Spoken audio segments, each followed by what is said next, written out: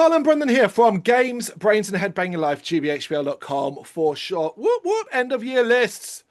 Oh, it's the funnest time of the year. It's not Christmas time, it's GBHBL's end of year list. And this is our top 20 live performances. 20 each, sorry, not 10, 20 each, basically. Yeah, we're greedy like that. But we decided a few years ago, based off the festivals and the shows we go to, we could stretch it out this far. And we've been doing it ever since.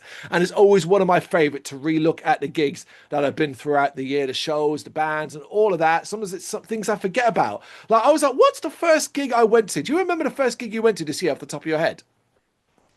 Uh, no, I've got a couple in my head, but I don't know which one it was.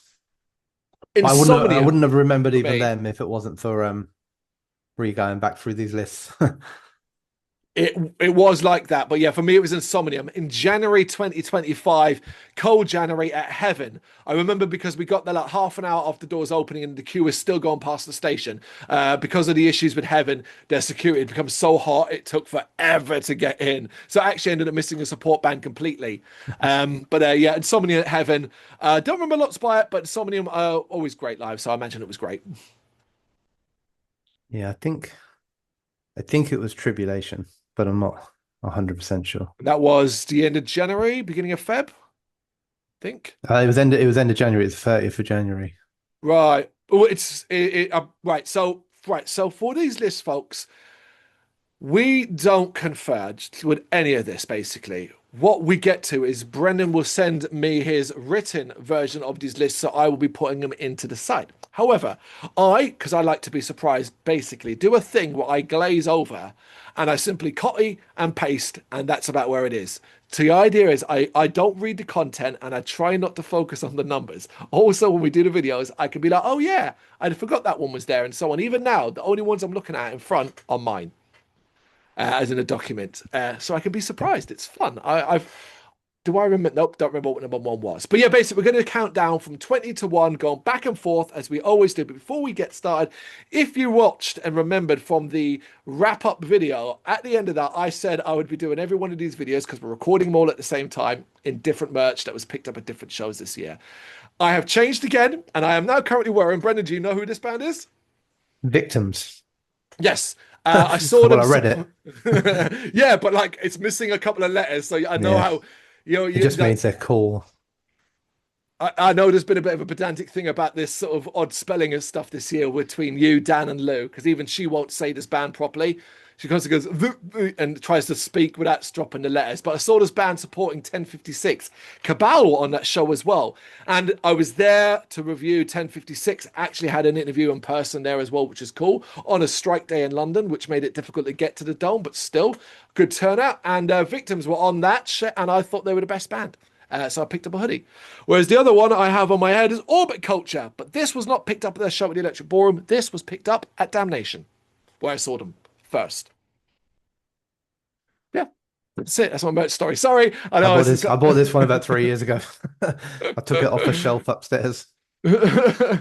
Okay, right. So we're basically going to count down 20 to 1, and I'll get us started with my 20th favourite live performance of the year, and it was Slayer at Finsbury Park in what didn't really have a name.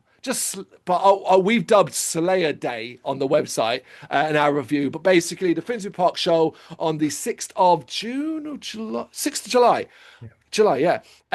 Where it was a full day in Finsbury Park with the likes of Mastodon and Monomath and all of that, headlined by Slayer. You, me, Lou, Nick, and Robbie all went together. British weather had us being burnt one moment and baked by the sun next. But eventually it did stop raining and just had a clear, lovely day out in the park watching Slayer absolutely kill it. And but truth be told, I didn't expect too much. I knew they'd be good, Slayer, but I thought it was actually brilliant. And they generally were the best band of the day in the end. Great load of hits, looking like they were actually having a good time up there as well. The show was interesting, was good to look at. Yeah, when I was looking at this gig and I was like, well, what's going to go? And it was a toss up between this and another one, which didn't make the list in the end. Yeah, I was like, no, Slayer. It was too cool. Cool. I'm not going to say as much as that. My 20th is actually one of my first ones at Bloodstock Festival, and it is a band that were on the New Blood stage called Ad Phalion. Mm. Um, real highlight for me, actually. I thought they were incredible. I didn't really, aside from pre-Bloodstock playlists, like know what I was letting myself in for when I went in to watch a bit of it. They're kind of like, oh, they're quite folky. It's quite intriguing on record. So it's like, I can't see what that was like. But actually, performance-wise, it was the most different thing I kind of saw at Bloodstock. It's very, very theatrical, very atmospheric, very energetic on stage, like lots of hand waving and like I don't know, it just felt like I remember sort of just standing there and being like, do 10 minutes or 15 minutes, give them a track or two, and then Yep. I'll jump across to somewhere else and just kind of like standing there almost like open mouthed for the whole thing. That's like, what am I watching? This is amazing, and I mean, you sort of over the course of a year or whatever, you see as many shows as you do, and that I guess it's often what helps make it to my list is like when I sit there and I go like, oh, I've got to come up with 20 performances or whatever from this year, and like that one like was one of the first ones that popped back in my head. It was just like, yeah, that was Really? amazing. It was like, yep, I'm putting that Wow. back on there. So it really impressed me. I didn't see them. I heard, not just from you, No, but I I've was on. heard other things as well. Yeah, Yeah, I think they surprised a lot of people. I think, yeah, I think what you said is because they appear to have been quite unique. We all love our brutal death metal, but after a while, something a little different's nice. yeah, Number 19, my first from Desert Fest in London, which took place between the 16th and the 18th of May, Zealand Ardor. This was amazing. So, like, it's a weird one because, in a way, it's a negative slightly towards the band, which is they headlined the Roundhouse. And it was probably a three-quarters full Roundhouse, which allowed me to get closer than I've ever been to Zealand Ardor. Uh, yeah, close as I've ever been, because I wasn't at the Underworld show that you were at. So this was close enough that I could like see, the whites of Manuel's teeth, that kind of thing. But also, Roundhouse is one of the most venues in London with the most impeccable sound. And this is with them the new album, which, while I don't love the new album compared to some of the others, there are some bangers on it. But then as well, mixed with those classics, I will never, I don't care how many times I see this band, but they're like, all right, here we go. Here's Got a Dammerung, Blood in the River, Death of the Holy, Devil is Fire. And I'm just like, yep, I just play this. I'll watch this every fucking day and yeah, still have a great fucking time. All right, they're still leaving off one track, which is becoming a bit unacceptable. But what are you gonna do?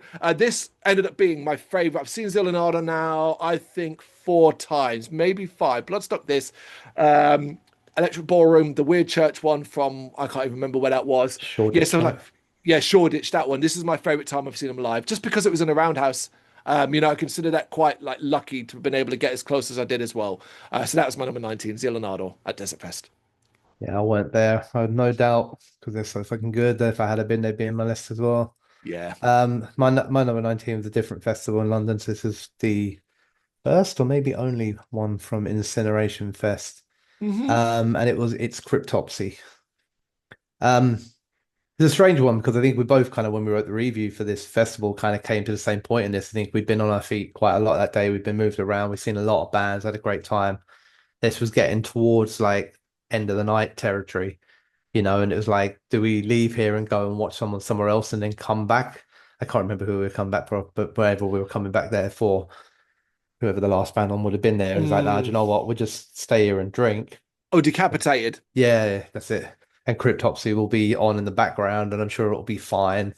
And then it just turned out to be just a shit ton better than fine. Like it was really, really good. It's loads like technical tint, like massive groove, and we both went from, we'll sort of stand up here and chill and drink and kind of like glance at the band to, sort of fully invested in it and loving every minute of it. So yeah, my 19th. Yeah, it did. Well, it did make the list. I completely concur with everything you said there. It was that. That's how I remember it. As us being like, oh, we cannot be bothered to leave. We're going to be coming back here anyway. And it had been quite a busy weekend, like overall.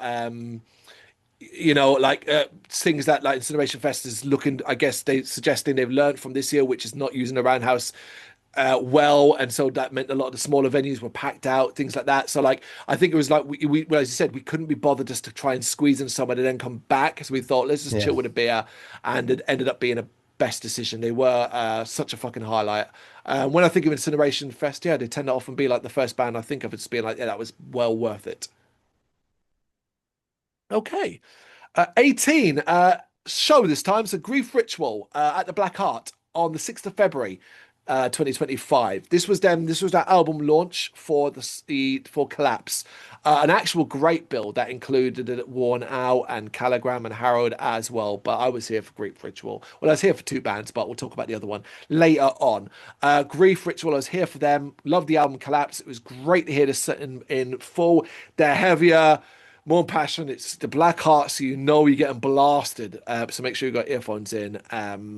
Big crowd, nice and busy, but not overly packed out. Yeah, this was fantastic. Yeah, just loved it. Number 18.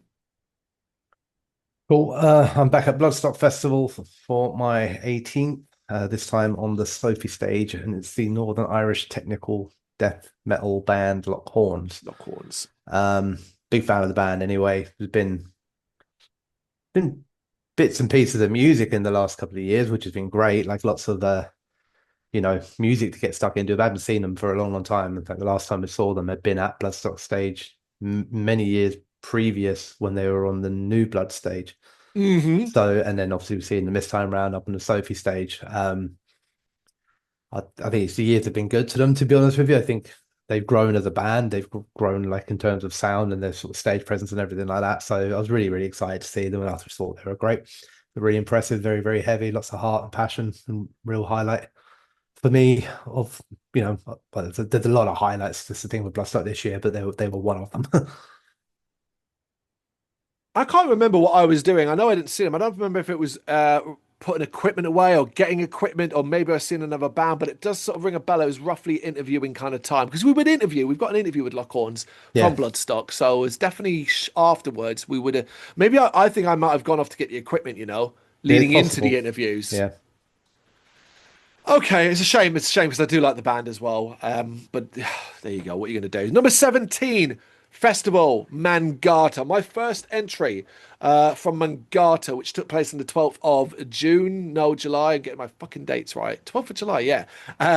This year. Recall the Remains. They played in that Ghost one, that really weird nightclub one that can be Yeah. both brilliant and awful, but also has charm about it. But here's Recall the Remains. Every time I see them, they kind of smash it. And, early day in the day, a decent sized crowd as well that really got into it. A ton of energy, excitement. It was great. This was just an absolute banger. It felt what it feels like when you're watching them now. You feel like you're watching a band that kind of like has nailed who they are. They know what they're doing. They know how to play these songs perfectly. They've been gigging them for a few years now. They put it all together in an album, and they're kind of now just refining a live show and showing like certain levels, that things they can do from an antics behavior, from like how to be a bit more interactive. They seem more confident as well. They were one of the highlights of Mangata overall for me. Yeah, I agree. I won't say too much because they are quite likely to feature higher up in my list. Um, which I guess also points out that this isn't going to be a list of just my top 20 bands I saw at Bloodstock plus Cryptopsy. As I go back to Bloodstock again for my 17th. And this time it's Ghosts of Atlantis on the main stage, on the Ronnie James Dio stage. Um, I suppose it's probably no surprise, obviously, to anyone, you and anyone who watches anything that we ever talk about with Ghosts of Atlantis are involved, that I quite like them. Um, I was really, really happy to see them. Realistically, like if you like a band as much as I like these guys as a band, then it's very difficult for them, like for you not to enjoy their performance, right? Because essentially they're playing the songs that you like. That's it. So, you're watching a band you like play the songs that you like. And unless they really sort of drop the ball and like fuck it up and decide, oh, we're just going to do acoustic covers of Paul McCartney songs or something like that for fun, then likelihood is I'm going to enjoy myself. So, and I did. I thought they sounded great. Music sounded powerful. I thought they worked the stage really well, took advantage of the opportunity to be on there. Vocals are great, songs are catchy, but I love the songs. Of course they were. So for me, it was just one of those, like, it's a band I love playing the songs I love at a festival I love. Like, this is great. Mm.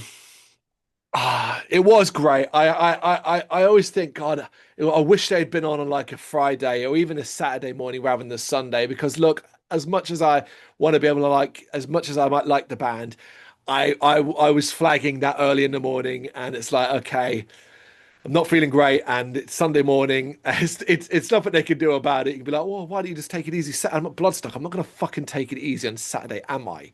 Yeah. Especially not that was Machine Head the night before. Come on. It's a miracle we even got out of fucking bed for it. Yeah. 16, and over the Desert Fest for me again, where Slump played in the Dev. Now, there were two bands on the Sunday I had to be there for, and they both were playing the Dev. But it is the Dev, which obviously gets packed. We know from Incineration Fest, getting stuck at the back to watch a few bands, Death Collective and the like. So in this one, I made sure I was there nice and early at the front spot, not moving, so I could make sure I saw Slump. And I thought they were brilliant. They play really infectious desert rock with a bit of sludge and groove and stoner thrown in. And I thought this was fabulous. I remember at a point where I looked behind and it was just a sea of people to the door. I presume nobody else was even able to get in. It was that big of a deal. I thought they were brilliant. They sounded great. Lots of energy, exciting, catchy. Yeah, a highlight of Desert Fest for me. I don't even really know them. There you go. Uh, I earlier in the video when we were talking about who I saw in January, it definitely wasn't Tribulation because the next band on my list I saw on the 30th of January. Okay.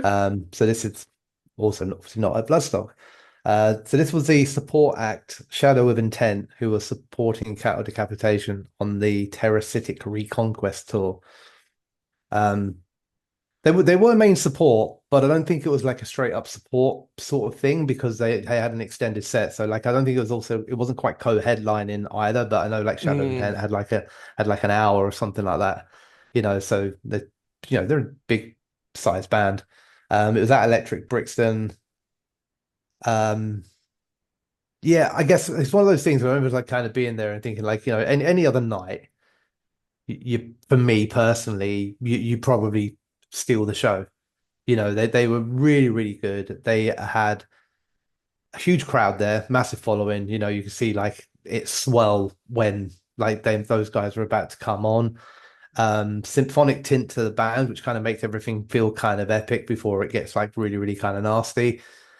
They sounded great. The vocalist is absolutely amazing live, like one of the best vocal performances like I have ever seen, or I certainly had seen in a long time. But then also like it's weird because of the epic sort of stuff and the symphonic stuff, like some of their intros, which are quite extended, which are like symphonic music and guitars, and it's almost like feels like you're going to break into a power metal song, Mm. but then suddenly turns into like some sort of mental deathcore stuff. But they were fantastic. Well, they're musically crushing, impactful, quite emotional, and just really, really good to watch as well visually. Lots. I remember vividly like purple lighting and like kind of all leading in with all that emotion and everything like that, and sort of thinking it. I obviously these guys are here to support Cat Decapitation. I'm here. I'm going to watch it. I'm looking forward to it, but I'm here to see Cat Decapitation. And I've got to write, and I will write a review for this. And at these times, a lot of the time, I'm thinking in my head like, oh, please don't be better than Cattle Decapitation. I don't want to score you higher than Cattle Decapitation. But that's how good they were. I was like, shit, you guys might. Are you going to be my Steal it. favorite of the two bands I'm here to see? I remember a lot about that show. I do. I remember our position as well. We were in a very cool spot to kind of Yeah, see the entire show, leaning. Electric Brixton. You've got like different layers, and one of the layers is this kind of padded, lean. You can lean on and look over kind of thing. It's often a great place to stand and watch. yeah, But you know where it isn't a good place to stand and watch, unless you're tall like me. It's at a sold out O2 Forum in Kentish Town, London, where on the 27th of March, Bloody Wood ended their mammoth European tour by selling it out. And yeah, they are flying basically. Most recently, having supported Hellstorm at the O2. So yeah, I don't think I'll ever see Bloody Wood at the Forum again. But yeah, so I got there. I missed Demonic Resurrection because I had an interview, which is a shame because they rock. But I got there for Calva Louise. Although they're not on the list, I want to give Calva Louise a shout out. They're an incredible band and absolutely wowed the crowd as well. But I got there for them and it was packed. So I thought, let me go upstairs. Bit like I'll find a seat. I wasn't really drinking at night. Didn't want to be downstairs. I was going to chill up. And the upstairs of the Forum can be cool. if you get a good spot, but all the seats were taken. So I kept going up to the top floor. Now, have you ever been to the very, very top of the forum? I don't know. Possibly. Well, you know you can stand at the back. You know you can Yeah, stand at the yeah, top, right? And there's a bar up there. But on each side as well, there was just this tiny, not tiny, you could probably fit a fair few people on it, but an extra raised platform right at the back. And I saw that and I was like, oh, I went and stood in that. So that not only, there's nothing behind me. The wall is behind me. So I'm not blocking anyone's view. But basically, what it guaranteed was I could now see over everyone who's standing at the balcony edge. So I could see the band, hear the music. I'm far away as fuck, you yeah. know? But like, it was like perfect for me. And I was like, well, I'm not moving. I moved once to get a drink, lost my spot, but then that person moved and I was like, right, got that spot back kind of thing, you know? But anyway, that's the point. All I'm saying is like, I want to point out basically how well Bloody Wood did to sell out, right? On that show, incredible job. And this is coming off the back of the new album. And holy fuck, this band is so good live now. Like they have nailed it. When I first saw them at the Electric Ballroom, they were struggling to kind of fill a set to the point where they had to use the same song at the beginning and at the end. It was probably their famous hit, the biggest hit they had, Godard. And it was like, okay, didn't love that. Like here now they've got two albums worth and it's all just hits, but like they had pyro, they had like sparklers, the drums are amazing, the infusion of Indian traditional instruments and how they're played on stage with the show, everything about this band has just grown and grown and grown. Like I once interviewed this band and now I feel like they're well beyond me, like that kind of thing, like, and it's incredible to see. I think it's fantastic, and it was this show that I stood there, I remember thinking, this is just brilliant. This is fucking brilliant. So yeah, number 15, Bloody Wood at the Forum in March.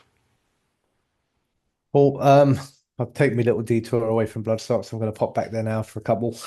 So my next one for them was also on the main stage, and it was Rivers of Nile. Um, I've always liked Rivers of Nile, but this Hmm. year they released their self-titled album, Rivers of Nile, which I absolutely adore. I think it's amazing. It obviously came out a few months, maybe a month, maybe a couple months before Bloodstock, so I Hmm. was well into it, had listened to a lot of it, and obviously with the band kind of, going through structural changes and that, I was kind of like going there banking on the fact that, this new form of the band and that what they've evolved into, and this is the new album, so hopefully they're going to play quite a bit of it. I also, while I have no evidence of it, I'm pretty sure I've never seen Rivers of Nile before. It's just one of those ones where sometimes you doubt it because like they've been around a long time, and I think like Yeah. could I come across them? Possibly, but if they did, I don't remember it and it didn't register with me. So then having then become gone from like a casual fan, I suppose, to like, oh, I love this new album. I love these guys. I really want to see some of this stuff live. And then within a couple of months to get the opportunity to see them live, it all kind of came in this nice sort of 3, 4, 5 month bubble for me, which was just perfect.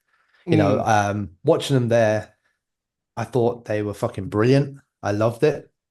Listening to the new songs, of which they played quite a lot, hearing them playing it, the saxophone side of things, I thought they were hitting it note for note. Vocals were great. I just loved every minute of it. And for a band, because I'm sticking with that, I don't think I've seen them. I guess it's one of those things like where if I hadn't seen them at Bloodstock, because I loved that new album so much, they would now be, I guess, a bucket list band for me. It was like, oh, I really want to see them. I really want to see them play these new songs. But it was like, I don't know, it seems weird to put it down as a bucket list band when it's like within 3 months, like, do you know what I mean, of an album coming Yeah. out. So in a way, I just felt like lucky, I guess, that, I'd fallen in love with an album. Then they were announced for Bloodstock. Then I went there and saw them, and I saw them perform that album and some other songs as well brilliantly in this perfect, like, little 3, 4 month block for me.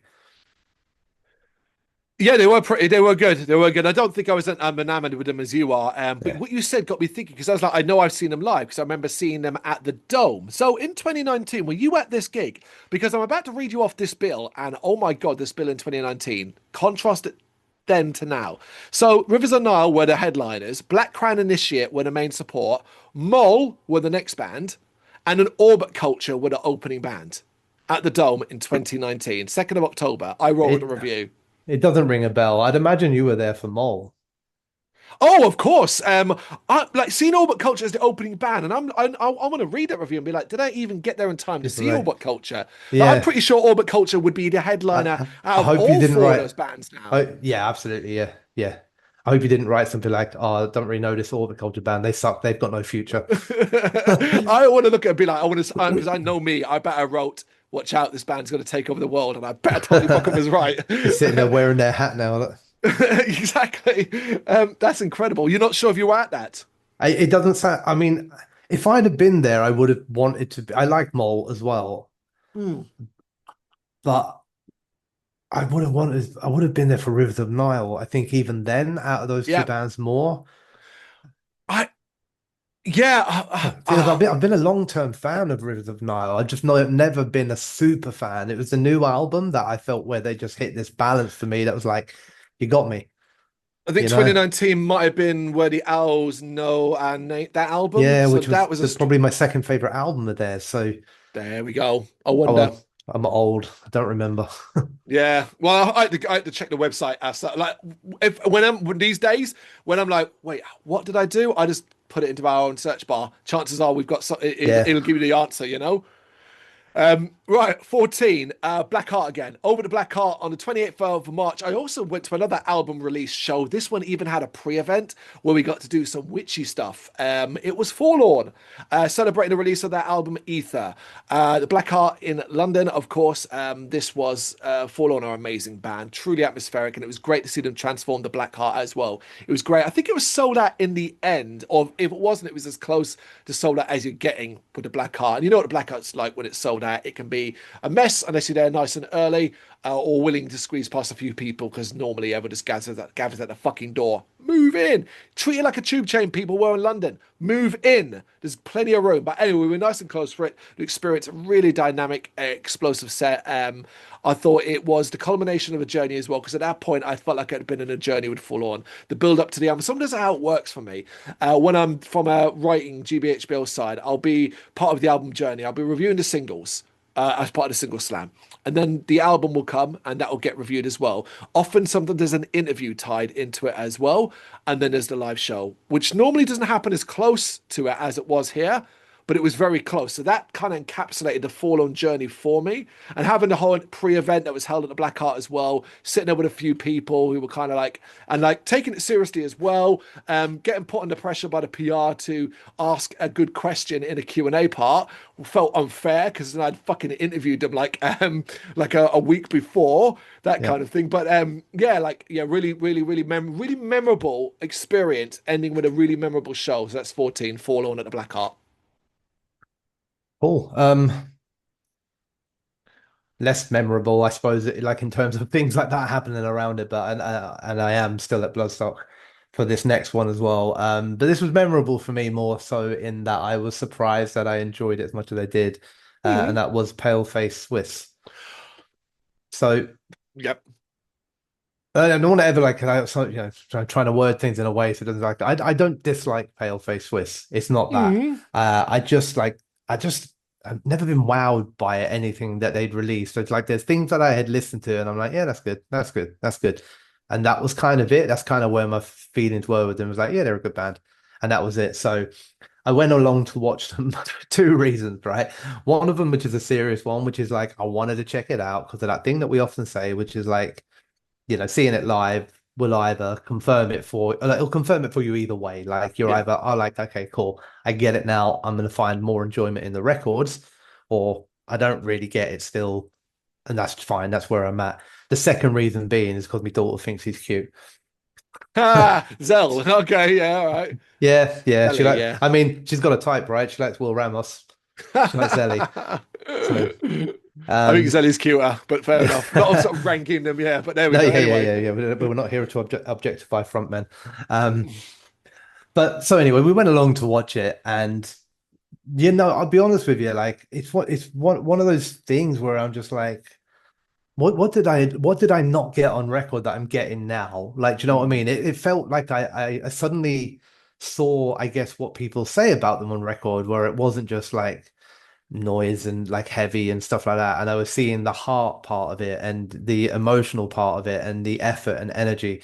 And sometimes that's just because of the things that they, when they talk to the crowd between songs, maybe, or I guess visually you're seeing the facial expressions while they're delivering songs or speeches and everything like that. And maybe that's what helps you synchronize with it a little bit.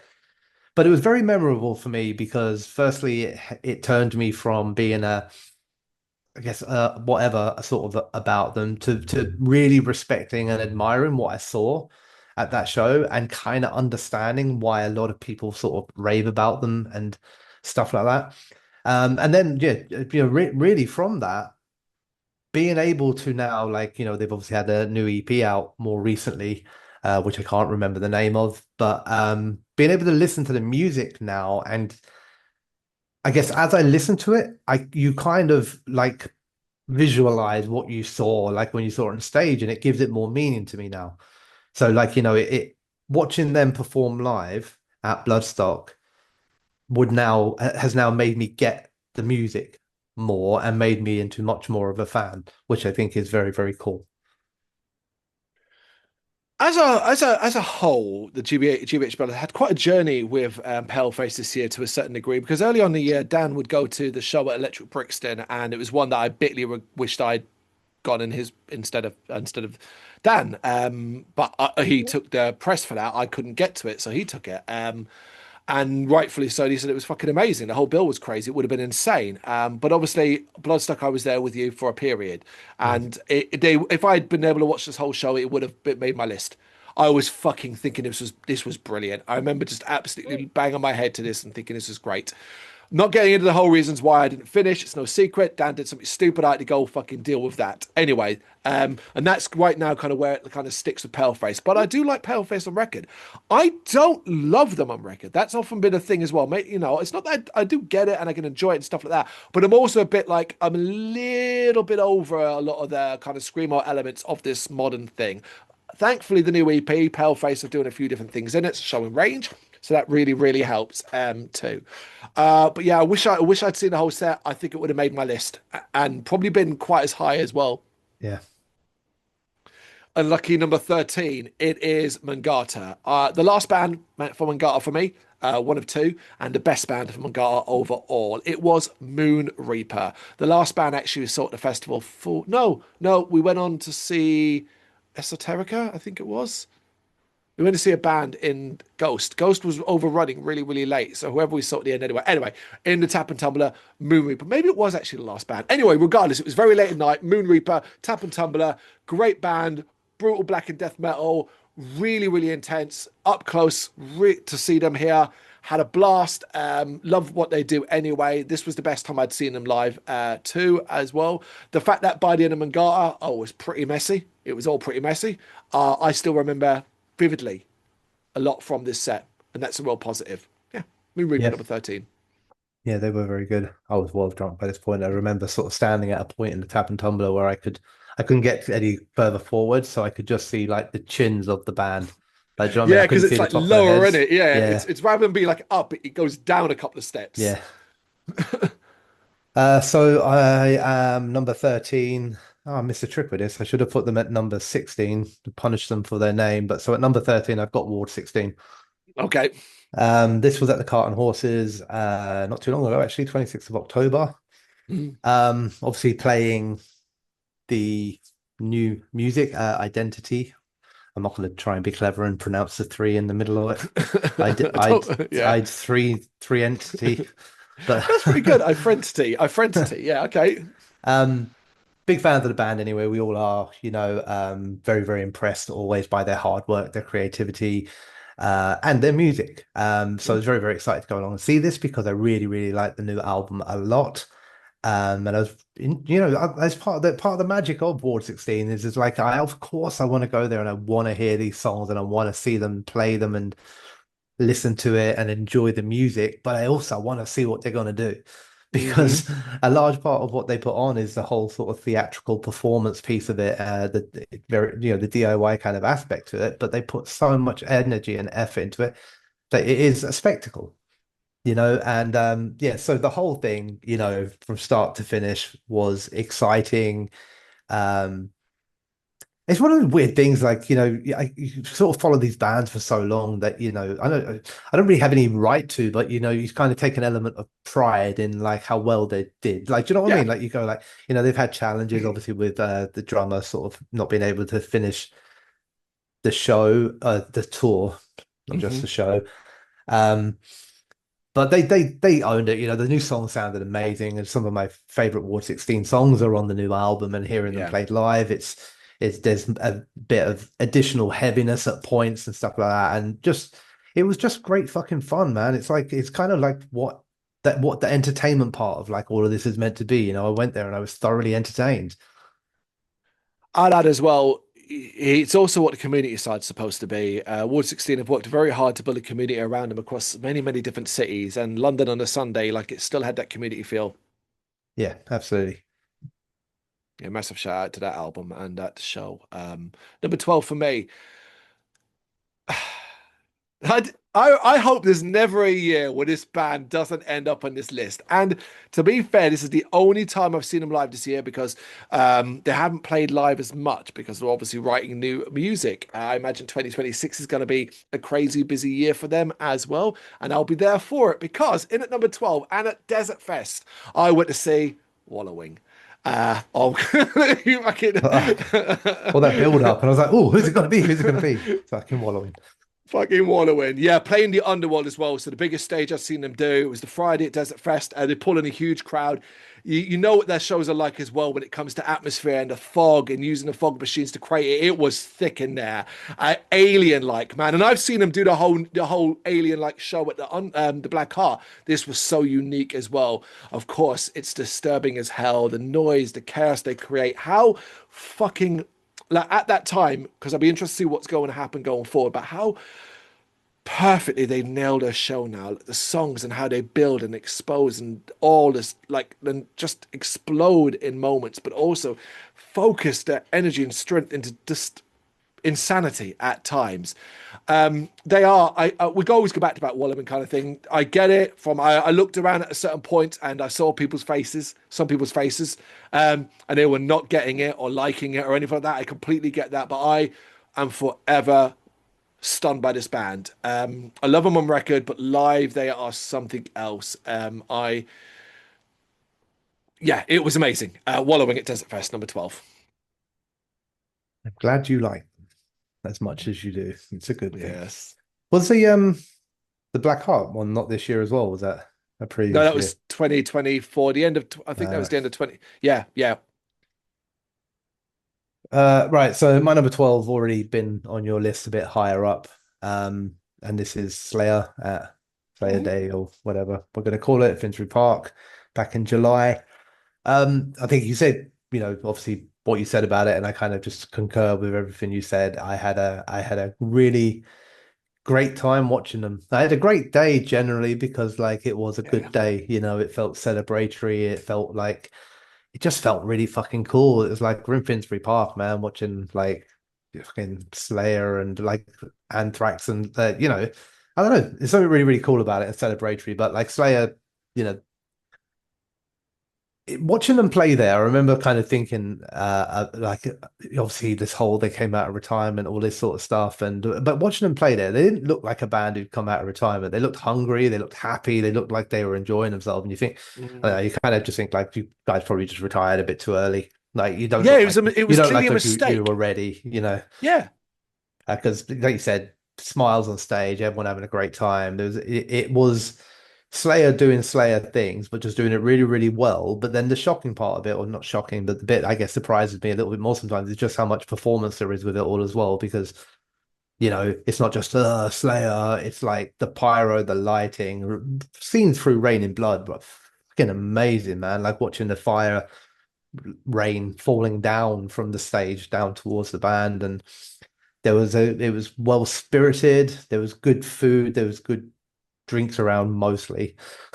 Sometimes getting Yeah. drinks was quite hard. Um, Everything that happened on that day, it was all highlighted by the fact that Slayer's performance, because obviously this is about the performance, but obviously sometimes the performances are added to by the day as well. Yeah. So whether it was people walking around with red Slayer hot pants that they just bought at the merch stand, and just a very, very good feeling of celebrating, like I guess what these days would be seen as like old school metal or whatever. But it just didn't feel like it. It felt as relevant, then as I imagine it did 15, 20 years ago. It is awesome that I think we both reflect in such a positive way. Want more of this, people, more of this days out in the park Yeah. thing, where you put a bill of about 5 to 6 solid bands, building up from a sort of a newbie, maybe up to a big band at the top. More of that, please. Yeah. Okay, for number 11, we're back to Desert Fest, my last band from Desert Fest. And not only was this band my most anticipated of the weekend, they ended up being my favorite of the weekend too. And it shouldn't have been this way because it turned out short. I think after the first song, the frontman said basically it's a miracle they were even here. They'd literally just come running through this venue. Like they were so delayed that they'd got into London and they're supposed to be on stage. So like it's literally the most hurried, non-like kind of showy kind of show ever. And it was Paul Bearer at Desert Fest, and it's Beautiful Doom. And for 1 hour, the hour flew by. Like I just fucking stood there and was just like, wait, it's over? What happened? It was mesmerizing. I loved it. I wanted so much more. They were my band of Desert Fest. Yeah, Paul Bearer. Cool. So surprise, surprise, I'm going back to Bloodstock again for my 11th one. Well, maybe a bit of a surprise in their position, but I thought long and hard about this. So my 11th band is Gojira, the Sunday night headliner at Bloodstock. Which I like when I say what I'm going to say about it, it might seem like, well, why the fuck did you put them 11th? Because basically they were pretty much perfect. Yeah. They sounded amazing. They had great lights. They had fireworks at the end. They were the big kind of closer for the festival. They didn't put a foot wrong. Everything about it was absolutely perfect. It's just Gojira being amazing again.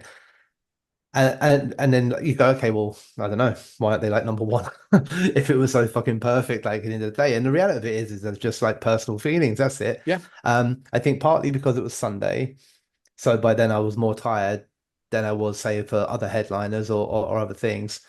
Partly because I think there's a little bit of like Bloodstock kind of really pushed this idea that they were going to put some performance like stage show on that no one had ever seen before, and it was like, no, it's a light, dude.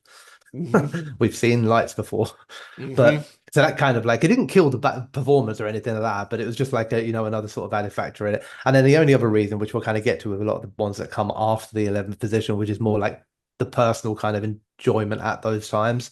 Yep. So it's in no way a punishment. Gojira were absolutely amazing. I've never seen, I don't know, I definitely have never seen Gojira anything other than amazing, Yeah. and they were absolutely amazing here again. They're a huge band, got to be the biggest and most consistent band in wider metal, these days, and they lived up to everything you would expect from them. They were amazing. I'm glad you mentioned the Bloodstock thing about that. I think Bloodstock did Gojira a disservice in that regards. Really did big this up as being something we'd never seen before. And Yeah. it was like, okay, it's a cool light show, kind of the ramps and stuff like that, but like, it wasn't quite like again, No, it we was about like saw, the biggest production, wasn't it? It was talking about the biggest production, yeah, the and biggest yeah, I production. guess maybe from a cost perspective, I Yeah, I guess, mean, it was a but big like that's fucking not, light, if that's what yeah, you mean. But like, if it was yeah, about the definitely did them show, disservice. we saw them play in a gig that we both agreed was like one of our few ever 10 out of 10 shows, which was Yeah, Gojira at Brixton Academy. yeah, And in that, they had lights there was a portion on it where there was an extended drum section where the lights were being affected by the drums. From a performance spectacle, that was more impressive than what happened at Bloodstock. mm, Watching the drums going off and the lights going in time with it and being controlled by how hard and fast he's hitting the drums. yeah. But anyway, I don't want to, like I said, the band wise, they were amazing. So It's Gojira, yeah, absolutely. Top 10, and folks, let's get our top 10 underway. Mine's really recent, coming in at number 10. Deaf Heaven at the Electric Ballroom. This was on the 28th of November. Now, you might think Deaf Heaven at number 10. Like, this is Deaf Heaven back, and I think Deaf Heaven are one of the fewest bands out there who consistently deliver 10 out of 10 records. I think they're amazing. The reason why they're at number 10 and not higher is simply this. Sold out Electric Ballroom, which means I got jammed at the back. A week before that, I'd saw them at smaller set, shorter set, but I saw them at Damnation, where I was basically at the front. That's the difference. This was a better show because this was a full Deaf Heaven show with more songs. Doberman, Mongolia, The God Root, Body Behavior. We know the new album stuff is amazing. Plus a couple of old classics that just sound amazing. But the show, from a show perspective, give me, with the view and the experience I had at personal experience at a Damnation. Simple as that. That's why it's number 10. But this was still stunning. I still stood there at the back at Electric Ballroom and just mesmerized by this re-energized band that's gone back. Some people might bemoan the fact they've gone back to the kind of blackened shoegaze roots and stuff like that. I'm fine with that. But the last two albums were good. There was great music on it, but like, give me Sunbather, give me this album, Lonely People with Power, any day over what was been going on. So like, this is such a return to form to get to see them live and to see like that, you think this band are like, going to stand as static on stage, but my God, they don't stop moving. And George, the front man, like he disappeared at one stage, and I'm pretty sure he was either at the front or he went into the crowd. Like, and at the ballroom, that's insane in itself. But yeah, Yeah. I loved it, but it's not as low just purely because of the mixed experience I had at two different shows, and I didn't think because the Damnation was only like 45 minutes long, like where this one was an hour plus. It's a definitely electric ballroom. Cool. 10th place for me then is Earn at the Camden Assembly on the 13th of September. A bit of a special homecoming show. Hmm. Um, I've seen them for a little bit, so that was nice. Nice small, intimate venue as well. I think it's probably just a couple hundred people. Um, and it felt like it was extremely like well spirited, and it seemed like every single person that was in there because they really wanted, like, loved Earn, and they wanted to be Yeah. there. There was a great vibe, great spirits around the place. Lots of, we had quite a good position actually. We were quite well sort of central in it, singing along with the songs. Everyone around was singing. Everyone was sort of like small little mosh pits, but all friendly, and everyone kind of like include, like, there weren't little pockets of groups that were, oh, we're just a group that are here together. It was like everyone was just sort of mingling with each other. They sounded great, absolutely brilliant as always. We had the new member, can't remember the name, there as well. So we're getting to see like the songs being played with the additional guitarist at the same time.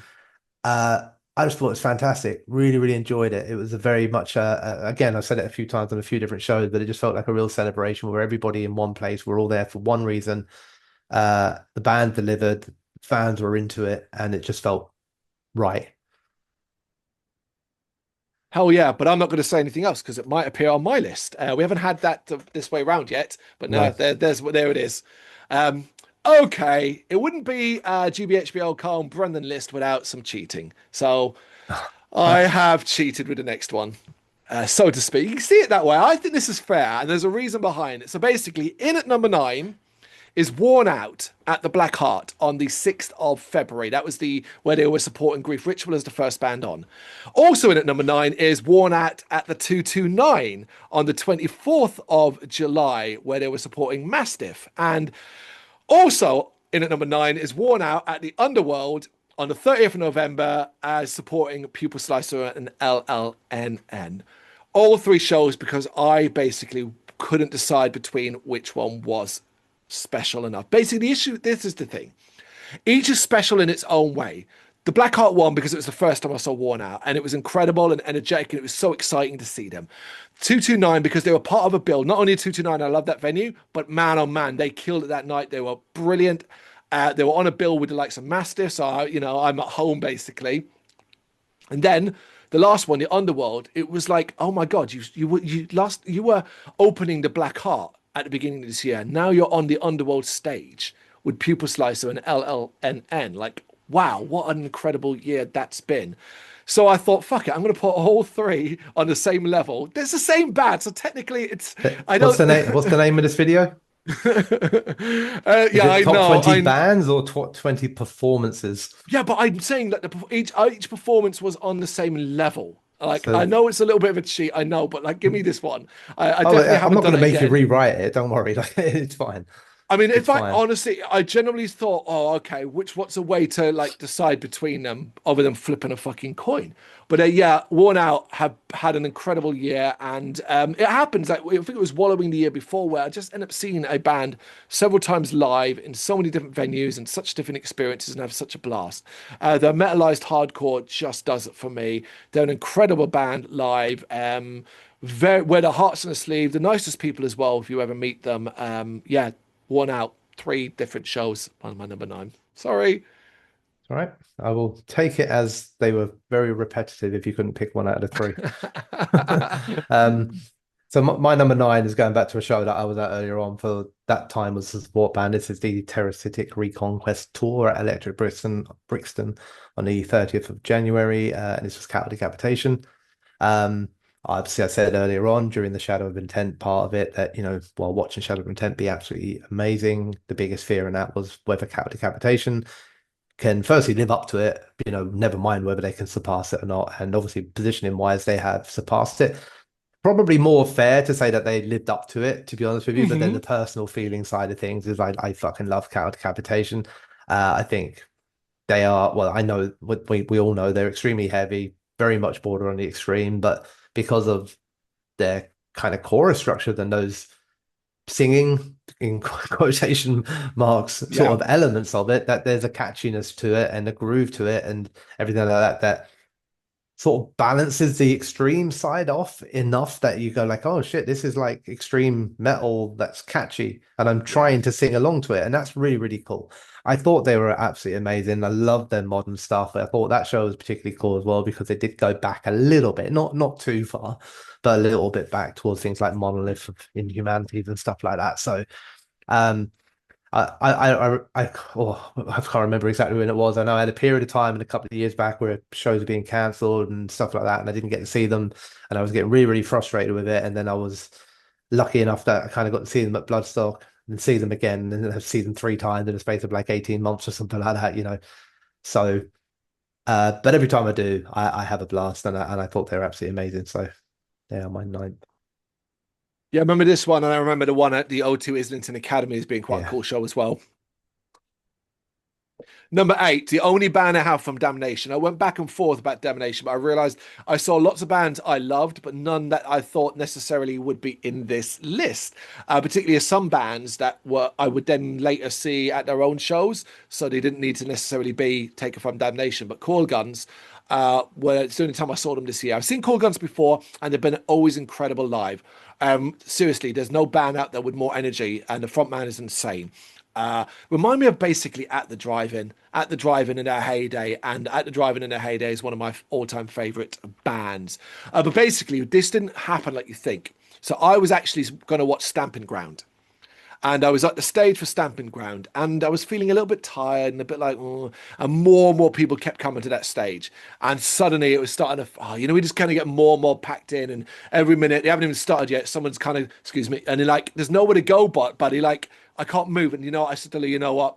I'm going to go watch Core Guns. She's like, oh, I'm going to stay at Stamping Ground. I said, no worries, meet me over there. Went to the stage, Core Guns were on. They were already playing at that point. Stage was about three-quarters full, but I was able to weave my way to get nice and close. And I was like, right, cool. And I went from being, they basically, Coil Guns gave me energy for the next couple of hours at Damnation. They were simply incredible. That front man, watching him dive to that crowd, walking around with him, like the poor stage stuff, having to constantly do the lead for him because he went at one stage all the way to the back of the room to where the disability stage part is, and was high-fiving and giving fist bumps to people up in wheelchairs up there and stuff like that, which is right at the back of the fucking stage. It was brilliant. It was utterly brilliant. Lou came along about three-quarters of the way through, and she had a blast too as well. Yeah, it was one of those where it's like I almost didn't see them, and it ended up being my favorite band of Damnation, Call Guns. that's cool. Speaking about energetic frontmen, but one that you had much, well, a bit higher up on your list. So number eight for me is Recall the Remains at Mangata Festival. Um, for me personally, they were my favorite band I saw at Mangata this year. The fan of the band anyway, but love the energy they bring, love the live performances, love the mix of heavy melodic groove, everything like that sort of stuff. But also love the fact that they're having a good time and they show that. And there's like I said, there's a lot of energy from the front man, who's at one point was pounced like a sort of interesting pigeon on top of the speaker set. Mm. They said one of those things as well. I think I got into like the small sort of mosh pit for a while he was up there, and all I kept thinking was like, please don't jump, like because there's Was he not. thinking about jumping? I was like, is he thinking like if we all kind of gather together enough, if you think I'm jumping down, I was like, please don't jump. You're a big But dude.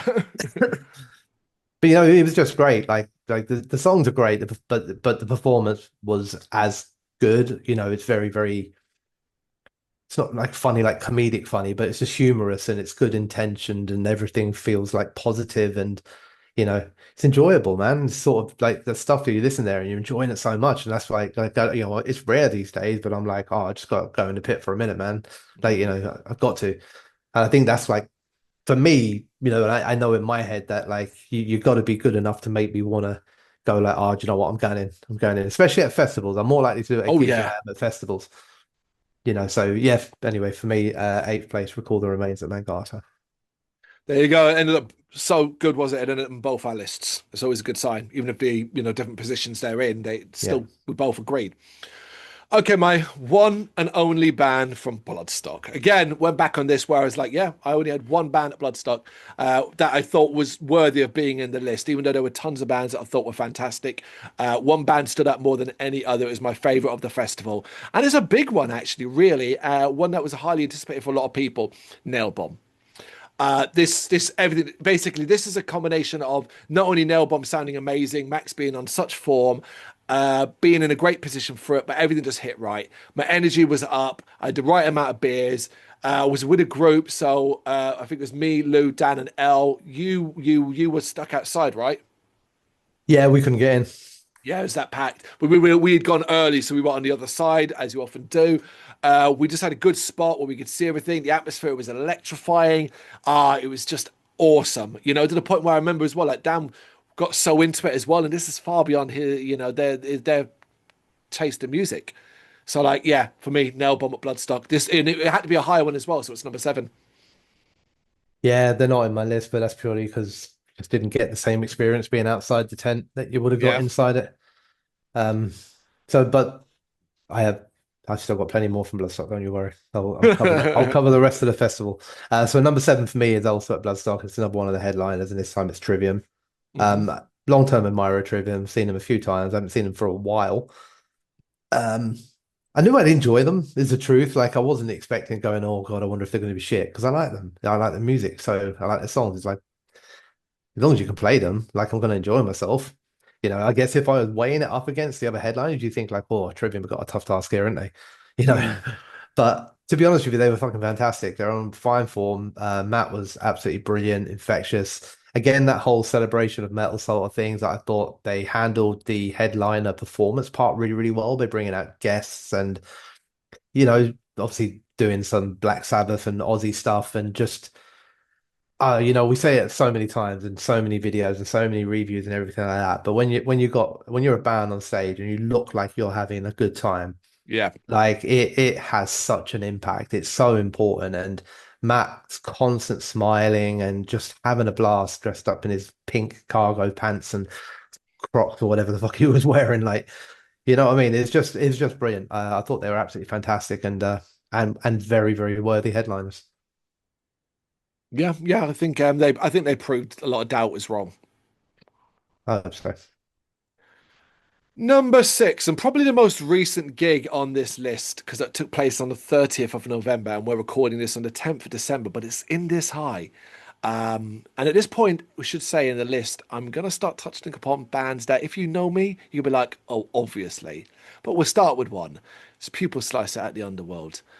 This was simply phenomenal. Now, I've gone back and forth because I saw Pupil Slice a few years back, 2 years ago, at the Grace in a very intimate setting, and I loved that show. But I realized this was actually going to be the best time I've seen it because then they didn't have Fleshwork, the new album. Now they have Fleshwork, and those new songs are different and unique. And oh my God, have they added a whole new dimension to this band? Not only are these songs amazing, Nomad is just an absolute blinder live too, but they are so much more confident on stage than I feel like I've watched this band grow like in front of me, particularly in the show. They're such a unique band as well, particularly when this set they kind of went through the eras. They did 6 songs of Fleshwork, but they did three off each of their albums, so three off Blossom, three off Mirrors as well. So you kind of get a full range because obviously Mirrors is, I mean, mathcore is their term, but like Mirrors is really, really angular and harsh.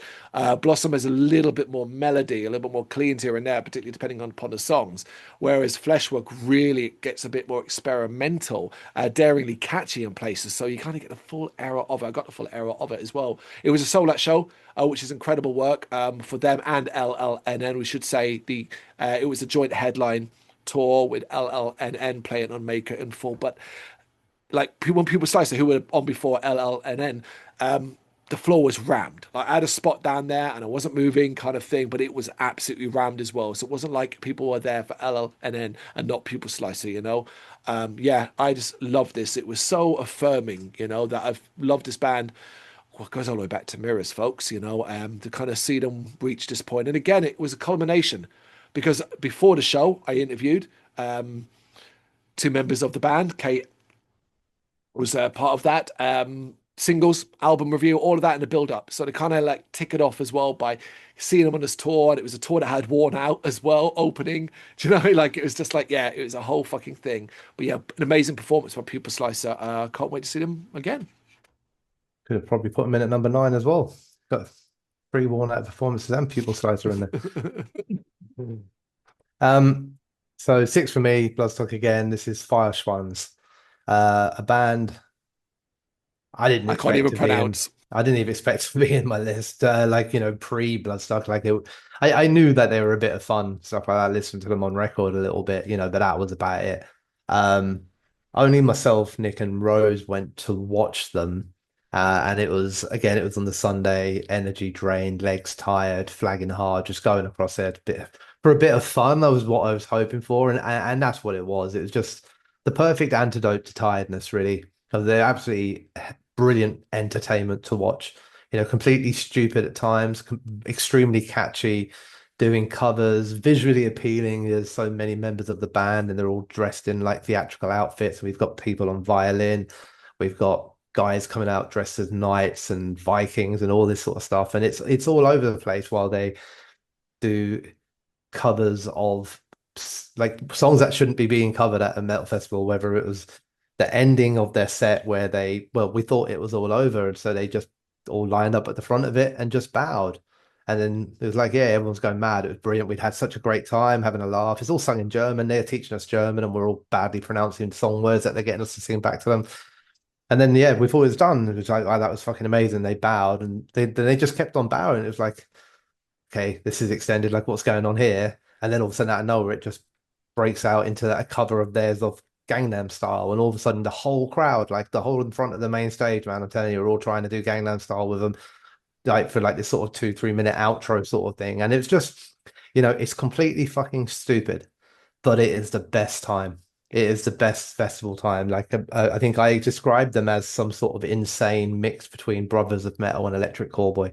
Mm. And it's the most energy inducing, sort of like revitalizing experience you're going to have when you're flagging, whereas just go along to something where you just making you smile, making you happy, and you go like, yeah, cool, I'm good. Let's go see more bands. See, like, obviously didn't see them, but like, it's one of those things where it's like most people will hear that and be like, "That sounds like the best thing ever," or the worst. I don't think there's an in between. It is one of those. I think if you're there and you're in a moment, that's where you have fun. What you described there, an outro of Gangnam Style, to me sounds like fucking hell. But I imagine if I was there and I've got enough beer on me and I'm in it's the right vibe, you're gonna have a great time. Why Yeah, wouldn't you? because the way that they play and the things that they do throughout their set put you into that vibe. That's the Yeah, thing, is exactly like, that. Yeah, it's not it's like the they end sort of as did well. like 30 minutes of Doom and then went, now we're just going to do a cover of Gangnam Style. Like, do you know what I mean? Yeah, I agree. Yeah, I Yeah. completely understand what you're saying. Yeah, I do wish I'd kind of checked them out. I can't remember what was going on at that stage. I know it was kind of late in the Sunday afternoon. Yeah. Okay, number 5. Look, it wouldn't be a GBHBL list that Carl and Brendan do if I didn't find a way to cheat twice. So here I am again doing it with two, one band with two performances I couldn't decide between. The same band at different points in the year. Sorry, definitely the last time. Number 5, Sure, you Orm. said that last time. No, this I didn't, but this is because I didn't because I knew this was going to come up again. Number 5 is Orm at Helgies in London on the 15th of February, and at Bloodstock, where and again my thing was I can't choose between both because they're so uniquely different. Helgies, if you know it, is a very unique small venue in London, and that was the first time I saw Orm. It was incredible, really, really intense and unique. And then they played Bloodstock, which I thought was fascinating because they were the first band to ever of their style to ever play this festival, and it shouldn't work. and it shouldn't have appealed, but ended up drawing in a huge crowd. And pretty much everybody I think I spoke to went said, yeah, whether they loved it or not, it was unique and really, really interesting. Yeah, both shows were just simply incredible. To take that hefty studio sound as well and show how it sounds live, but also kind of create that immersion. The fact they were able to do that at Bloodstock almost made me lean towards Bloodstock more than the Helgies one, but the Helgies one was so intimate that I just loved that as much too. So yeah, two Orm performances in number five, and I promise you it's the last time I'm going to do this. Well, can't technically be cheating if you make the rules, right? They're my rules. I'll do what I want. Um, so my number five is at the Underworld Camden, 19th of February, which was the actual right date for Tribulation. There we go. Um, was there from a press perspective, so I wasn't drinking. I went along to see a band that I do like a lot, and I've been a fan of for quite a long time. They've also been around a long time. There's lots of they've got a long career, a lot of longevity. And I remember being a little bit surprised, really, because firstly, that the band that I thought in my head were probably bigger than the Underworld. Mm, But then we'll see them sort of play at the Underworld, and it wasn't sold out either. But what I saw, that night was like it surprises me even coming out from that show as to like why, you know, 75% say full Underworld is what they got because they're absolutely, they've been doing it a long time. They're masters of their craft. mm. They play with like a level of perfection that like when you sort of like listen to live music and hearing it up against a record and you're like, this is perfect. This is note Yeah. perfect, vocally perfect. They're very, very professional, very, very good at what they do. And it was just like a really kind of, it is quite melancholic and obviously leans heavily on the doom side of things, but not fully. There are, I don't know, I wouldn't say upbeat moments, not upbeat as such, but faster and more intense sort of Yeah. songs as well.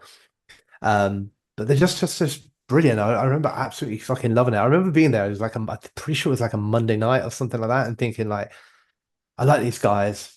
I'm gonna get in there and watch half a set, and that'll give me enough to know, like, and then I'm fucking off. I'm going home. But then just being like, no, this is brilliant, and staying to the end and watching every bit of it and just being like extremely impressed and leaving there wondering the same thing I thought when I went in there, which is just like, why are you guys not playing just sold out venues? Yeah, I was really jealous of that one. I don't think I could do it because up to that, this was the Sub Rossa in Eternium kind of Yeah, tour. And up to that point, like, I talked before about someone that's following the journey along. I'd done the singles, I'd done the album review, I'd then did an interview with a guitarist. Like, ideally, I would have loved to have done a live show as well, but you got yeah. in there and I am jealous of that one. All right, number four is one that you previously had on your list. It's Earn at the Camden Assembly. Yeah, this one ended up ranking really, really high for me. When I thought back to it, I thought, God, that was a great time. And you actually said like most of it in your review, your roundup as well, which was basically it. It was the vibe. There were no support, so that's like a rare thing in itself. So it's just like here's an Earn show, new album coming out early next year. New member. It was like, okay, we're going to show you what we've got and how we haven't changed, but also we're going to do an intimate venue, so it's guaranteed to sell out. And the idea is that everybody there is just there for Earn, and that's what it was. But they've always been a band that's been super tight on stage and all of that. But now they've got a richer sound, a deeper sound, a more expressive sound as well.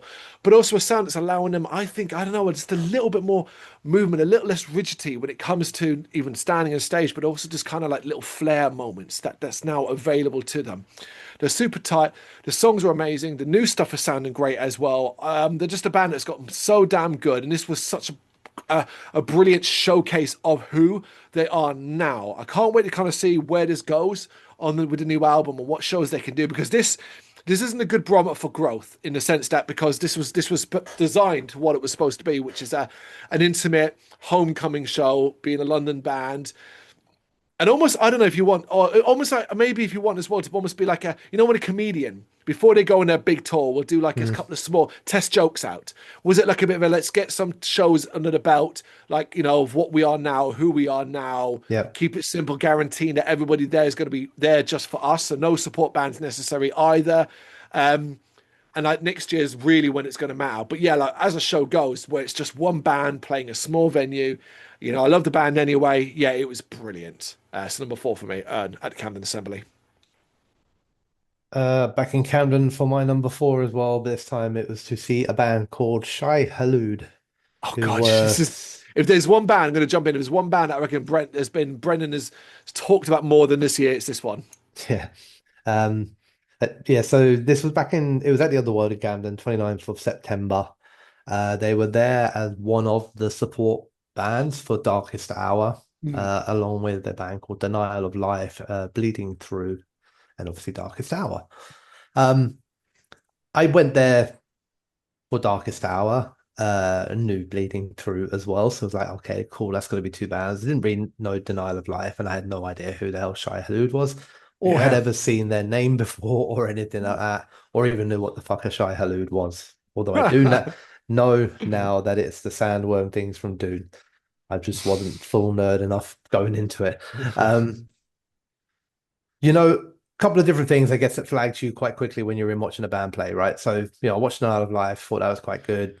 Floor's about 30-40% of the way there, 50% of the way there. That's quite good for an opener, 6:30. When you've got four bands playing on a midweek show, it's quite an early start. I was like, wow, okay, this is going to be a good gig. And then the next band's getting ready to come on. And I'm like, they got a huge queue at their merch table, and it's like 7:15. I was Mm. like, and also I'm like, right, I'll get myself a drink and get down, get a little position on the floor, but I'm expecting to be fine, right? Because like, it's Yep. the second band on. I've never heard of them.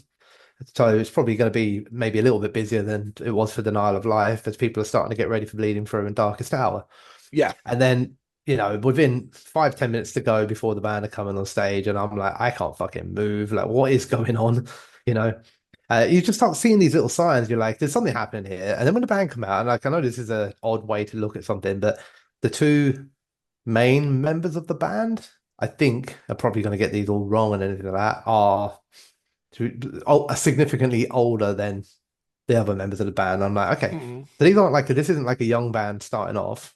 I Right. was like, I what's get kind you. of going on here? And then like obviously, and when I wrote the review up for the show, I did more digging because I didn't dig on Shai Halud before going to the show because why would I? I wasn't there to watch them specifically. Them writing Yeah. the review up, I'm like, well, I got to find out some more information about it.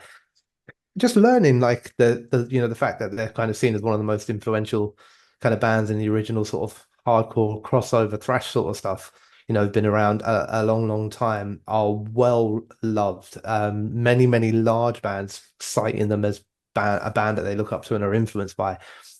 The show itself was everything I like. It was pure perfection, right? It was heavy, energetic, but their music is predominantly positive, despite despite the songs being like sometimes quite ridiculously named, and being really really long, and it'll just be I don't know, like I can't remember any of them now, but it would just be like you'd read that and you'd be like, what the hell is this sort of stuff? Yeah. Like they have an album, for example, which has 13 bonus tracks on it, and the bonus tracks are just named at one word, and you have to read it all and go, and other songs that we have finally found the confidence to bother releasing. Yeah, like, do you know Right. what I mean? Like that sort of stuff. But they were they were professional. They knew what they were doing. The front man, energetic as fuck, just jumping around everywhere. You got the guitarist lost a shoe at one point. Their banter was amazing. Like guys that just knew what they were doing, and the whole crowd was actually rammed. Everyone was into it. Everyone was loving it. It was every band, Darkest Hour, and everyone was at the side of the stage watching them. That little curtain at the side of Mm. the underworld. And it's like, okay, shit, like this isn't even the support band sort of there supporting each other. Like everyone was there. It looked like half of the world had come out to see this band called Shai Halud. And I was just like, what the fuck is going on? I Mm. loved every minute of it. Like they were brilliant, and they're like, as far as I'm concerned, like I just want them to come back over because what I want is for other people to come and see it and be like, okay, I see what you saw. Like, do you know what I Yeah. mean? So yeah. Anyway, they're my fourth. Shai Hulud. Yeah, I mean, here's the thing. Like, I got nothing to add here because no, I'm same as you. I'd never even heard this band. I wasn't there, so I can't express it. As you say, I need to go. If they come over, I need to go see myself. What's going on here? Okay, top three then. Right, sometimes a bill is just created for you, so to speak, and Ripcord Records, a label that does have a lot of bands on it that are just for me, did a night, had a Ripcord Records night in London. It was a bit of a tour actually. Three bands from their label and three bands I adore. Solar's Civil Service, but the one that's making this list, Million Moons at the New Cross Inn on the 20th of February. And not just Million Moons, but them playing the album I May Be Sometime in full. And that was it. That's all I needed. That was it. It was stunning. Like this is the shit that this is the shit that makes me want to cry. I'm standing in New Cross in February to a half full. It wasn't exactly packed in there. Hearing some of the most beautiful music I'd heard when the album was released, and now I'm hearing it live. It was the first time I saw Million Moons live as well. Hopefully, it won't be the last, but I've not seen them since as well. So like I'd really hope they change that. Any other night, Civil Service would have stolen it. Solos are an amazing band, but A Million Moons, just like playing I Maybe Sometime in full, was just too special. These top three, I'm just going to say now, there's three, two, one, and you know that's the same, are interchangeable. This could have been number one. That's how fantastic it was. It was originally number two before I changed my mind here. But yeah, number three, Million Moons at the New Cross Inn in February. I mean, but firstly, I was all geared up for when you started saying like, and there were three bands at the Ripcord Day, and I couldn't split them. I was all No, geared up for you to say that. I said I wouldn't Um, do it again, and I meant it. yeah, I think secondly, just probably for the first time in all of my history, I think like I was actually like, don't get me wrong, every one of the bands on the 20 all had an impact on me this year. And obviously, of course, when you get to one, two, and three, they all had very, very similar impacts. But I do think for the first time ever, I did actually have like a clear number. And I was like, no, do you know what? It's clear to me. Like, I know which Cool. one's meant to be where. So my number three, which is the last time I'm going to go to Bloodstock, and the last of the three headliners that I haven't brought up so far, and that's Machine Head. Mm, Um, I've spoken about Machine Head a lot over time, seen them a lot, love them. Don't always love all of the output modern times. Um, haven't seen them play at a festival for a long time, obviously by their own choice. yep. And then I guess for me, this was their big kind of like coming back to a festival. I know that there can sometimes with fans be a little bit Marmite, or at least the negative fans that like are the most vocal. They're like, oh, oh, fucking Machine Head. It's Yeah. um And obviously, I love them a lot. So I kind of want it to be a success. I'm watching it thinking, like, please be good. I've got my daughter here to see them for the first time, which does have an impact at shows like this. Yeah. Please be fucking good. And they were exceptional. They were, I mean, you can argue it in different ways, but I think it would be fair to say they were the performance styled that they were the headliner of Bloodstock in terms of everything they brought, everything they did. I had an absolutely brilliant time. Lights were great, pyro was great, confetti was great, bandit was great. There was a good vibe. Everyone was in good spirits. It's Saturday night. Good time for it. Right level of alcohol, right level of energy, and it was just absolutely phenomenal. It was. Yeah, I considered having them in the list at some place purely because I thought they deserved it. It's probably one of the best times in recent memory that I'd seen Machine Head. But then I realized I was kind of basing it more on the vibe. Like it's part of it, of course, but it can't be the only thing. Mm. Because I think it was like one of the few times where everyone was there and everybody was having a good time. There was no like, oh, yeah, I'm going to go see another band or anything like that. Like, I want to say everyone, I mean our group, like who Yeah. we were there with, that kind of thing. And everybody had a good time, including people who aren't fans of Machine Head, like traditionally and stuff like that. It certainly was it was a great. And out of the three headliners, for me, my favorite. Number two, listen, they played, so they were always going to make this fucking list, but we got to go all the way back to February for it. The 22nd of February at the Grace, in at number two, Sugar Horse. Yes. Yeah, look, it comes down to the same fucking thing with this band. I'm always left wanting more, but this was really special for me. This was really important. The new album had come out the year before. The grand scheme of things was amazing. My album of the year, if you remember last year. So the chance to see these songs live, so fucking excited. The Grace is a venue I really love. It wasn't that busy, if I'm honest, like it was half full, which is disappointing for the band, but also, selfishly awesome. I basically stood in front of them trying not to look like an obsessive fucking fan like that. I know sometimes I feel like I come across with these bands and I'm like, and I know like they're trying desperately not to make eye contact with me because I'm just standing there staring at them like a weirdo, you know. But no, I just this they're amazing, and to hear the songs, the grand scheme of things, and these songs as well played live, like with this set is just so fucking good. Honestly, it was brilliant. It's not.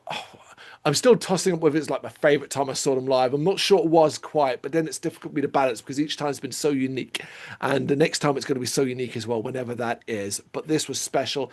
Every time I see Sugar is special. The new songs mainly is the reason why it's on this list and as high as it is because it was so fucking brilliant. They make me cry. Like every time I see them live, I end up shedding a little tear, just having a little watery eyes at certain moments, and they did it again here. Staggeringly good, but not number one. My number two, and I did not see this coming if someone had asked me about this earlier in the year, to be honest with Hmm. you, but I had to be true, man. Slam Dunk 2025, Electric Callboy. Slam Dunk Bang's bands never make this list, so this is I don't really even like Slam special. Dunk. I mean, musically, mostly. I like some of it, but I mean, keep it in mind that as well. If you'd asked me pre this, I don't even care about Electric Callboy. That's the reality Mm, of it. I mean, I liked a couple of songs. There were a few bangers in there. They're a bit of a laugh, a bit of a joke band. You know, that's how I approached Electric Callboy probably at the beginning of the year. And then because they got announced here, you know, you throw yourself into it. I'm like, oh, I know we're gonna go see it. You were pushing hard, saying like, you got to come and see it. You're gonna have a good time. Everyone's got to come, you know. And I'm like, well, I best listen to a few songs, and then through that, start getting it a little bit more. And then we went there, and you know, it's the whole stars align sort of thing. Everything is right. The sun's out. The spirits are good. Everyone's in good vibe across the whole crowd. The band were fantastic. Really put on a great performance. Really, you know, if they're huge now, right? Like, yeah. you know, they're huge now. That if that was a stepping stone to them being huge, I guess I saw there why they're huge now. Mm. Because I'm looking at the way they handle themselves. I'm looking at the show that they put on, the effort they put on, the self-awareness to know that we're at Slam Dunk and bring out the right level of guests and say, all right, we've got a guest for you here, and we're going to do a cover of this song here, knowing the crowd you're at. And you see that stuff, and you go, oh, these guys are smart. These guys know what they're doing. You Oh know, this yeah. isn't just, you know, there's it's a well thought out, well-oiled machine. Do you know what I mean? Like, but it was just, I just had such a blast. I had so much fun. I really did. I went in there thinking it'd be a bit of a laugh. I'll have a couple of beers, jump around a little bit, some stupid light industrial stuff, and I'm sure it'll be good fun. And just had like an hour plus of like euphoria, just like absolute buzzing from it. You know, and from that, you know, there's a daughter aspect to that as well. She had an absolute blast. We all had an absolute blast. And then you come out of that, and now she's a huge fan of theirs. Like I'm now into them, and it's like, yeah, it was fantastic. So they're my second favorite. It was a great show. It was a lot of fun. I don't, drinking out. I don't have loads of memory from it. I've got some flashes here and there, that kind of thing. But it was basically our headliner as well. That ended that stage. I think we kind of slowly walked back from that, and that was pretty much it for the night as well. Yeah. I think it was the last time we'd see them kind of at that level, saying it's like slam dunk headliner position isn't or Yes. what ahead isn't big, but like I think next time, like I wouldn't surprise me if Electric Callboy's next dates in the UK are arenas. Yeah. Considering it was Ali Pali last time, I think, and I think they sold it out. They did sell it out. Yeah.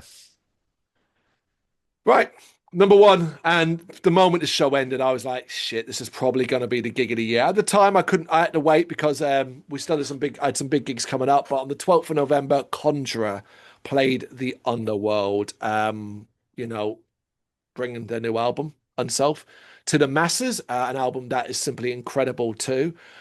This was highly anticipated for me, and it sold out, and that's a thing in itself. But I basically, I went on my own. In the end, I ended up doing this on my own. So I basically found a corner, and I was like, I'm not moving because the support bands were really strong as well, Death Gold and Pine. So I was like, right, I'm not going to move, and this is where I'm going to stand. I'm not going to drink, and I'm just going to focus all my energy on just being immersed. And when Contra came on, that's exactly what happened. That time flew fucking by. The new songs are staggering. This is the best Contra. It is the best Contra. It's as simple as that. It's different, it's unique, but I think they've found themselves. I think they've found who they want to be and what they will be going forward. And it's not the Contra, quite the Contra that gave us Maya. And that's fine. Maya still exists. And it's not the Conjure that gave us Pathos. And Pathos still exists, and that's fine. This is Conjure that's given us Unself and whatever else the future might hold. And it's going to be developed upon this. But those songs are incredible live, and they nailing it. Their confidence and how they perform. is simply staggering to watch now. But also because of the way these songs are, the vulnerability and the emotion that comes from that stage is something else. Um, my jaw was open throughout this entire set. And like near the end, the last song, I was like, right, it's packed on the wall. Let me go to the back, but I'm not leaving. Like I'm going to watch from the back, because as well in the underworld, you hear sound in a different way depending on your position. And weirdly enough, sometimes when you're at the back, you get the best sound at the underworld because you're getting it full on. So Yeah. like even getting to experience the last moments from that, when I then couldn't see anything really, I could hear everything because it was packed right to the end. Normally people start to kind of drift away. That wasn't the case with Contra. I think everybody knew this was special. Um, yeah, it was stunning. I remember leaving and thinking it's probably going to be the gig of the year, but because Death Heaven and all of that was coming up and Damnation and all that. No, Damnation already happened. In fact, I saw that was the other special thing as well, as I'd just seen Conjurer. In fact, it was literally a few days beforehand, I saw Conjurer at Damnation, but that was only for like 30 minutes, whereas this was a full hour, you know. And even then, it was so special there. But this was just so important. Like, yeah, it's my number one Conjurer at the Underworld. Cool.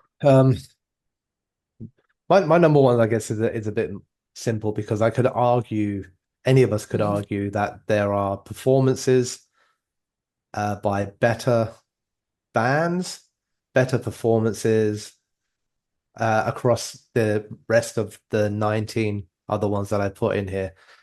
There is a huge amount of nostalgia and personal reason attached to this, but Pantera at the OVO Arena in Wembley mm, on the 25th of February, I think it was probably always going to be my number one because it's just been such a fucking long time coming for me. mm. And I know it's not, all the usual, it's not the real Pantera. I understand all that sort of stuff, Yeah, well, I yeah. get it. But I've been a fan of this band since the fucking early 90s, man. I never got an opportunity to see them. I had tickets, obviously, I've spoken about it in the past to go and see them. Then September 11th, bombings happened, the Twin Tower stuff, which meant that that Yep. festival got cancelled. Not long after that, the band sort of started to disintegrate. Never thought I'd ever see them. And that was it.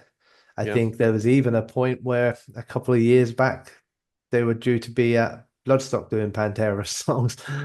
Oh, yeah. Philip Yeah. And H. Anselmo Selma. and the Illegals doing Pantera, and that they got come off the bill, didn't they? I can't remember the exact reason why, but they were suddenly not there anymore. And it was just like, Mm. this is never going to fucking happen for me. And then it finally did. And yes, Phil these days doesn't sound like Phil from back in the day. But you know what? I don't care. He could have come out there, just stood there and played all the songs on a video from like Drill in the Vein, MTV video records or something like that in the background. And I still would have probably had the best time ever because it would have been the closest I could have got. I had a great time. It was a good day anyway. We had a good crowd. Not always my favorite venue to be at, to be Yeah. totally honest with you, but I get it, economies of scale and that sort of stuff, like where else are they going to play, I suppose. Um, but I just like, it meant a lot. It meant the world to me. There's no way in the world it couldn't have been my number one show. It was like a 25, 30 plus year sort of bucket list in the making thing. So it's huge for me. Yeah, I do get what you mean. I mean, when the only debate I had with Pantera, although it's not quite like any level because it's number one for you, it was a toss up between that or Slayer, which was going to be number 20. I decided in the Slayer because I felt like overall it was just more enjoyable for me. But like, I don't Yeah, want to underplay that it was special for me too. It was an incredible day, and I'm glad it happened. yeah. There you go, folks. I mean, we really didn't double up much there. We've often doubled up a lot, but other than Slayer, we both had Recall the Remains. I think that might be it, right? Worn Out came up a lot, didn't they? Yeah, you had Worn Out, I'd Worn Out, No, everybody I had didn't. Worn Out. I didn't have Worn Out. You had Worn Out three times. Oh, no, we both had Earn as well. So Yeah, there you we both go. had it. Yeah, That tells you how special each of those shows were, though. That those Most of us had the same shows three times, the three double ups, whereas we had a variety elsewhere. Some of it's very familiar if you know us and you know our music taste, but some of it hopefully surprised you, really. But yeah, there we go. There's our top 20 live performances of 2025, 20 each. You got any thoughts on what we discussed here, our positioning or your own? You know what to do. Let us know in the comments. Thank you very much for watching. If you've enjoyed what you've seen, please consider hitting that like and subscribe button. It does help us out. You can find us at gbhbl.com and across all social media platforms. And if you really want to give us a bit of extra support, please consider buying us a cup of coffee over on our coffee page. Thank you.